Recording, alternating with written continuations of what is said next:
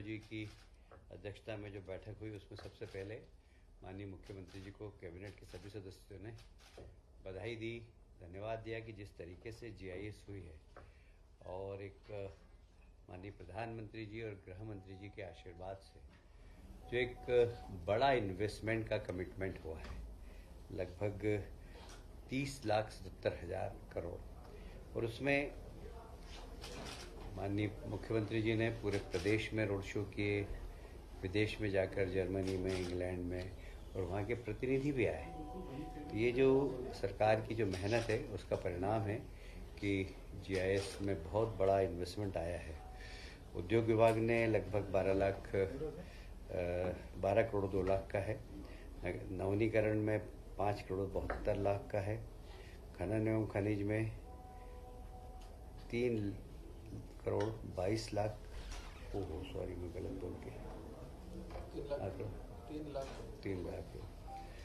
उद्योग विभाग के हैं 12.2 करोड़ का, नवीनीकरण में 5.72 लाख करोड़, खनन और खनिज विभाग में 3.22 लाख करोड़, शहरी विकास में 1.97 लाख करोड़ और ऊर्जा विभाग में 1.74 लाख करोड़।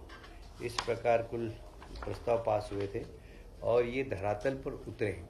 इसके लिए माननीय मुख्यमंत्री ने निर्देश दिए हैं कि सारे प्रमुख सचिव हर सप्ताह में अपने अपने विभाग की समीक्षा करें और माननीय मुख्य सचिव 7 दिन में और माननीय मुख्यमंत्री जी मुख्य सचिव 1 दिन में महीने भर में और माननीय मुख्यमंत्री जी 2 माह में इसकी समीक्षा करेंगे।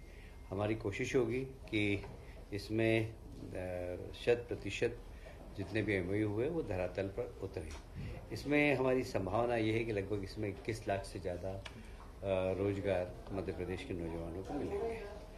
एक बहुत ही महत्वपूर्ण निर्णय, आप जानते हैं कि भारतीय जनता पार्टी ने अपने संकल्प पत्र में घोषणा की थी कि हम किसानों को 2700 रुपये प्रति क्विंटल एमएसपी पर गेहूं खरीदेंगे। हम उसके करीब पहुंचते जा रहे हैं। इस बार कैबिनेट ने निर्णय लिया है कि किसानों का गेहूं हम 2600 रुपये प्रति क्विंटल पर उपार्जन करेंगे।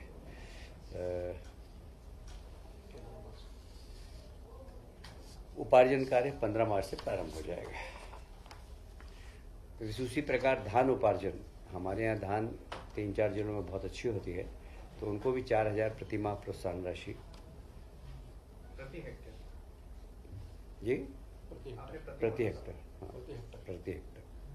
दी जाएगी। एक 16वें वित्त आयोग के प्रतिनिधि प्रदेश में आ रहे हैं। आज ही 1-2 प्रतिनिधि आ गए हैं। 6 मार्च को 10 बजे कुशाभाऊ ठाकरे कन्वेंशन सेंटर में 16वें वित्त आयोग के साथ सरकार का प्रस्तुतिकरण भी होगा। उसमें माननीय सभी मंत्रीगण उपस्थित रहेंगे। कल यानी कि 5 मार्च को वित्त आयोग के प्रतिनिधि माननीय मुख्यमंत्री जी के निवास पर डिनर करेंगे। एक बहुत महत्वपूर्ण कार्यक्रम और माननीय मुख्यमंत्री जी का बहुत ही ये प्रिय कार्यक्रम है जय गंगा जल संवर्धन अभियान। पिछले वर्ष भी इसमें काफ़ी सफलता मिली थी। इस बार भी 30 मार्च से 30 जून तक आयोजित होगा। संपूर्ण प्रदेश में जितनी भी हमारी वाटर बॉडीज़ है, जल संरचना है, उनका संवर्धन करना और पानी को में जितनी भी वाटर बॉडीज़ है उनको संभालना इसका मुख्य उद्देश्य है। और इसी के साथ साथ वाटर रिचार्जिंग के लिए भी हम लोगों को प्रोत्साहित करेंगे। अभियान कब से? 30 मार्च से 30 जून। 30 मार्च से 30 जून ये अभियान चलेगा। विक्रम उत्सव अभी प्रारंभ हो गया है उज्जैन में। 26 फरवरी से 30 मार्च का आयोजन होगा। इसमें 30 मार्च को गुड़ी पड़वा भी है और गुड़ी पड़वा आप जानते हैं कि भारतीय कैलेंडर का प्रथम दिन है और मध्य प्रदेश की सरकार उसे मनाती है। और जनता से भी आग्रह है कि इस गुड़ी पड़वा के पर्व को धूमधाम से मनाएं, जिससे हमारे आने वाली पीढ़ी को ये पता हो कि भारतीय कैलेंडर वर्ष गुड़ी पड़वा से प्रारंभ होता है।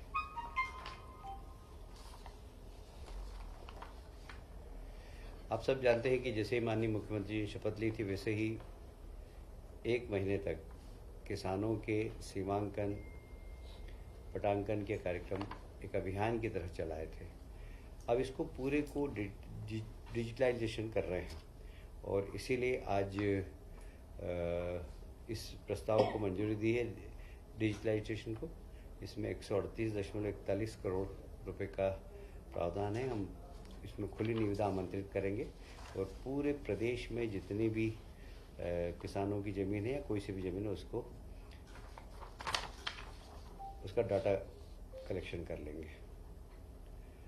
हमने ज़िले बनाए हैं, छिंदवाड़ा से हटाकर पांडुर्ना। अब पांडुर्ना में वन विभाग का एक नया मंडल प्रारंभ कर रहे हैं, इसकी भी आज कैबिनेट ने स्वीकृति प्रदान की है।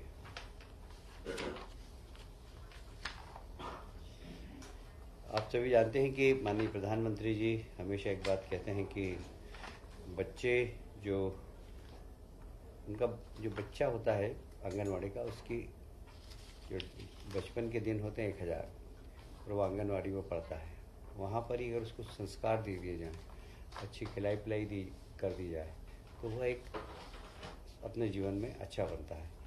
तो आज एक निर्णय लिया गया है कि आंगनवाड़ी की जितनी भी कार्यकर्ता हैं, उन कार्यकर्ताओं को प्रशिक्षण देने का, और उस प्रशिक्षण के माध्यम से वे बच्चे जो छोटे हैं उन्हें सामान्य ज्ञान देना, शिक्षा के प्रति उनकी रुचि पैदा करना। तो इन सब के लिए आंगनवाड़ी कार्यकर्ताओं को एक प्रशिक्षण देकर उनके एक दृष्टिकोण बनाएंगे कि इन बच्चों का किस प्रकार विकास करना चाहिए। क्योंकि आंगनवाड़ी कार्यकर्ता उसको एक सरकारी नौकरी की तरह नहीं करे, इस प्रकार करे कि हमारे बच्चे हैं और हमें इन्हें संस्कार देना और हमें शिक्षा के प्रति आकर्षित भी करना है। तो वहाँ पर बच्चों के जो छोटे छोटे खेल होते हैं वो भी, और यह केंद्र प्रवर्तित आंगनवाड़ी पोषण 2.0 योजना के अंतर्गत पोषण भी और पढ़ाई भी, इसके अंतर्गत इस कार्यक्रम को लिया गया है। इसमें परियोजना विकास अधिकारी और T3 जो कार्यकर्ता है उन सबको मास्टर टीचर बनाना, ये इसका उद्देश्य हो गया जी। टीएनसीपी का एक एक्ट था, क्या वो विधानसभा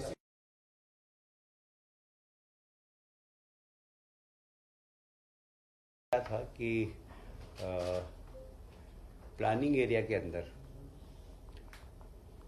आईडीए और नगर या प्लानिंग एरिया के बाहर साडा, ये दोनों को ही अधिकार थे कि वे वहाँ पर निवेश कर सकें। पर अब कोई भी शासकीय विभाग प्लानिंग एरिया के बाहर भी निवेश कर सकेगा और प्लानिंग बनाकर और राज्य सरकार के पास लाएगा, शासन उन्हें अनुमति प्रदान करेगी। तो अब जैसे विकास प्राधिकरण या साडा ही नहीं, चाहे आरडीसी चाहेगा तो हम उसको भी अधिकार देंगे। औद्योगिक डेवलपमेंट, इंडस्ट्रियल डेवलपमेंट क्या है वो एमपीआरडीसी, वो अगर चाहेगा कहीं पर तो हम उनको भी परमिशन देंगे। पर छोटे प्रोजेक्ट नहीं, बड़े प्रोजेक्ट हो, कम से कम 500 करोड़ के प्रोजेक्ट हो कम से कम, तो वो अनुमति मांगेंगे तो हम उनको ये निवेश करने का अधिकार देंगे। सीपीए भी विलय किया गया था शिवराज की सरकार में, फिर अभी मोहन जी ने कहा था कि सीपीए को हम अलग कर देंगे। आपके विभाग का ही सीपीए पीडब्ल्यूडी में विलय हो गया। अब उसको फिर मोहन यादव जी ने कहा था कि इसको हम फिर से अलग करेंगे। माननीय मुख्यमंत्री जी ने कहा, उसकी प्रक्रिया चल रही है। अच्छा, बजट बजट के बारे में कोई टिप्पणी करना उचित नहीं।